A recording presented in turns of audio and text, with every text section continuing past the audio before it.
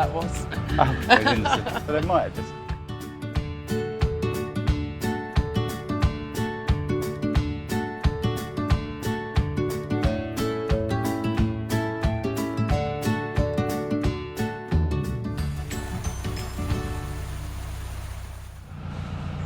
Good morning. Yeah, you got a clear bit now. Thank you. So we just let a canoe have passed, in case you wonder what that was. Oh, they didn't see. But they might have just. And we just went through Lock 86. We're on the move again. We're now going downstream towards possibly Thatcham today. Yeah. Yeah. Hopefully. Are we stopping at B&Q? Well, maybe. We're going to maybe try and stop at B&Q, which is just literally over That's there. Tesco's. Oh, is that Tesco? Yeah. Tesco, Lidl, and then Dunelm and B&Q. So why not, you know? Because we really need to pick up a good scaffold board for a gangplank, because our little one's not that great. I don't feel like it's that stable. It's lightweight. It's lightweight. That's the reason why you got it. But like for me, so I could lift it down. But the problem is, it's also metal, so it does sort of rub on the boat. And we could just do now with something a bit more substantial. Now we are on a canal, because we're like definitely going to need it. A proper lazarette, like kind of. Oh well, that would be Passerelle. brilliant, wouldn't it? So yeah. See how we go. We're just coming to Bridge 53. I've got to squeeze under here because everyone's moored here.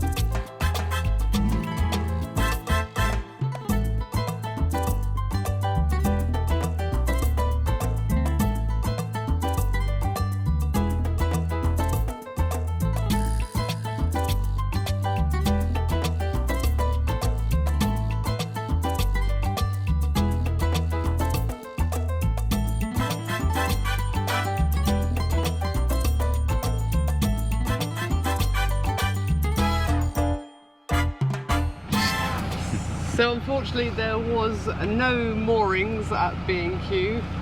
Nah. And so yeah, no gangplank for us today. But we've carried on and we've just gone through Lock 87, which is Hamlock. I'm not going to double check. I have faith in myself. It is. It is Hamlock. You got that one right. And luckily two boaters were coming up, so they left the lock set for us so we could drive straight in. Yay! Yay! Always a plus.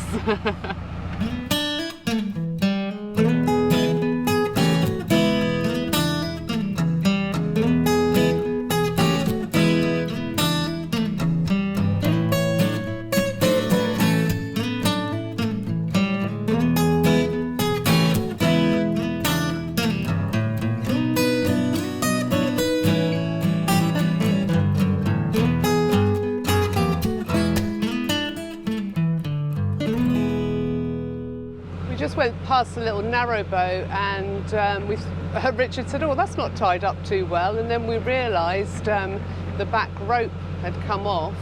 It was still tied at the front, but there was nowhere to get off to like help. I don't know if the person's in there. Something there.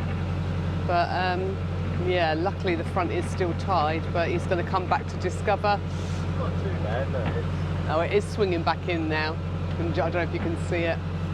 Or maybe not in the distance. No, to try and help. Ooh.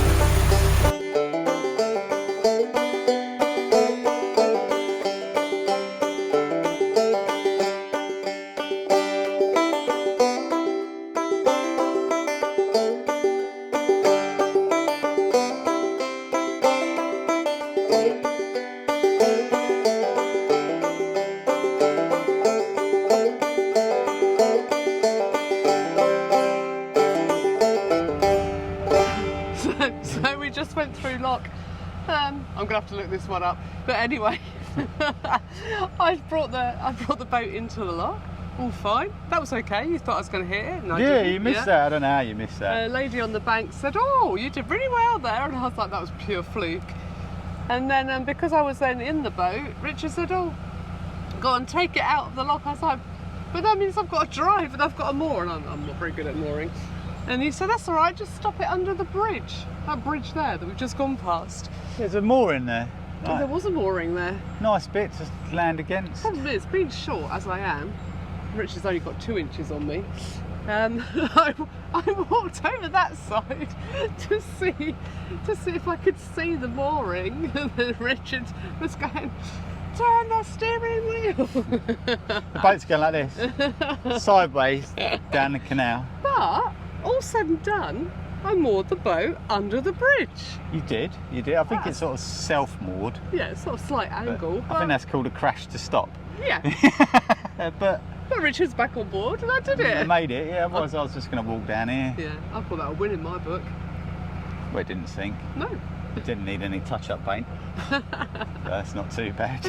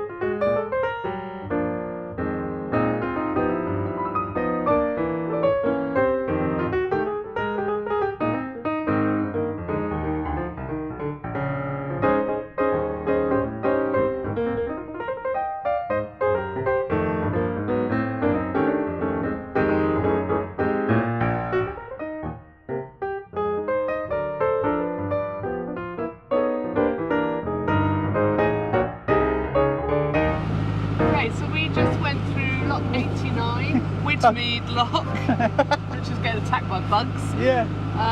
I brought that one in, I brought it in that lock as well. Did well. You can do them all from now on. Training me ready for the Cane Hill flight in the summer. Oh. I don't care, I'm driving that Cane Hill flight rather than do all those locks. 28 locks we're doing in one day. Yep.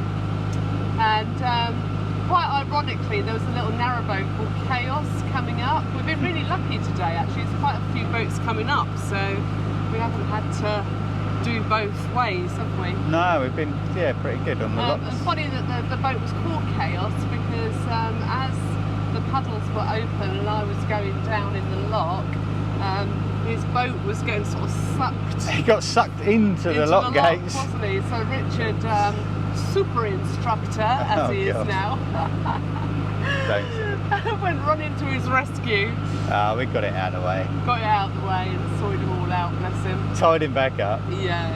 And a couple of locks back we saw a pipe barge coming up, and Richard was chatting to the guy, wasn't you? And you found out some information. Yeah, they're going to up the Severn, so they've got a long way to go. Yeah. It was cheaper for them to take it than put it on a lorry. Yeah. And Piper said it's also cheaper for them to send out a man with a load of touch-up when he's finished the trip and repaint it. But there's two of them, and there are two of them on it, and she's injured herself, so she sort of can't do anything. So they put a shout out for helpers, and they've got a man on a mountain bike, haven't they, going along the towpath doing the locks for them. And that's when the swing bridge was already open, wasn't it? Oh, that was the man that was already there. So he was there and he'd opened the swing bridge ready, so we sort of benefited from that as well. So thanks, CRT. It wasn't CRT. No, giving the shout out. It wasn't them. Oh, who was it? Piper. Oh, it was Piper themselves gave the shout out. Oh, wow. And the gentleman that owned it. Ah. Yeah, CRT. Nothing. Oh, they didn't. Oh, I thought you said CRT. No. Shout out. Oh, okay. Well, that was really... and the swing bridge was another man. That was a man that lives on the little white boat back oh, there. was it? Yeah. Oh, wow. Oh, okay. Loads of people out helping today. That's a bonus. And we're now coming to what Richard has named Skinny Alley. This is a skinny alley. I remember it on the way up. Yeah. We only just about fit. In fact, we just scraped both sides, and you have to aim for the watery bit down the middle. Yeah. We'll show you Skinny Alley.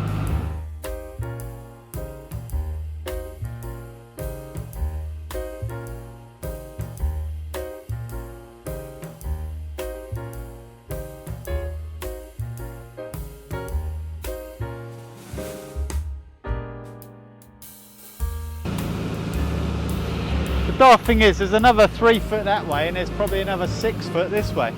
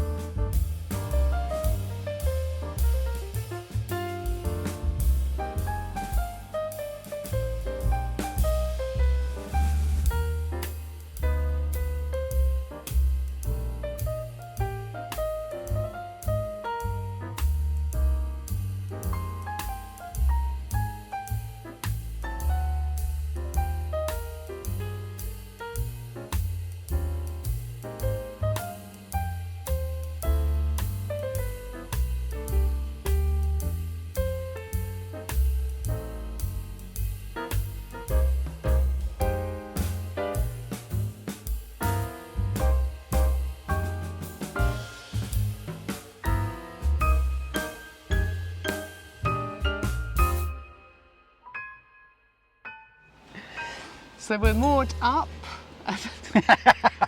Richard has decided that the mushroom vents make a good dinner bell. It is, isn't it? That's him ringing, yeah. Ding ding. Feed me. Sorry. We're moored up. That's The sunshine. Monkey Marsh Lock just behind us. We went through Monkey Marsh Lock, so there's a winding hole the other side, turned around, went backwards a little bit because we did think that maybe somebody was coming off of the mooring there. Had a really nice chat with a narrowboater. Yeah, just hovering in the middle of the river. Hovering in the middle, like you yeah. do. He was selling some windlass that he'd picked out of the canal. He waits for the locks to be empty and then just gets in there with his magnet and pulling out all the... Sells them for a tenner. That's entrepreneurship right I know, there. so I'm getting up there in a minute. Anyway, came back through Monkey Marsh Lock and we're literally just moored up here on the towpath. Well, we were going to stop for lunch-ish, weren't we? But we've just we stopped. Well, it is about three o'clock now, I think. Yeah. And quiet. apparently, there's good job we didn't go any further because there's a tree down just before Coalthrop Lock, I think. Well, if we'd gone through that, we'd have had to go all the way down to there. Look. Yeah, which was 91. Which was that one? And this is 90. They're going to see the top of my head way. while I look into the book again. 2 miles. To the Book of Lies. What? Are you waffling? Anyway, plot lost. We'll leave you there. And next time, we'll be going back that way. Back home. We'll see you next time. Bye. Bye.